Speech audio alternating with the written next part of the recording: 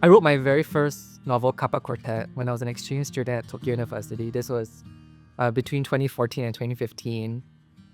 It's really interesting to think about how my writing style has grown, mainly because by a few things. I've always loved interesting story structures. I've always loved interesting characters naturally. So I do think my writing style possesses a few signature traits. The first one is kind of like a commitment to novel story structures because I feel like, I think it's always very interesting when readers get to encounter or experience a story in a slightly different way.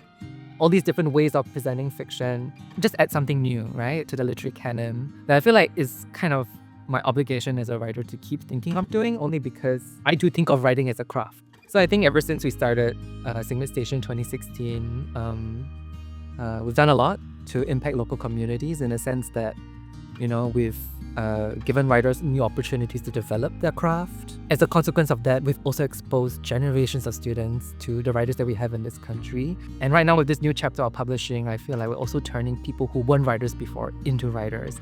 It is my hope, as the recipient of the Young Artist Award, that future generations of writers feel emboldened and encouraged, right, to be the writers who they want to be and not capitulate to external pressures or expectations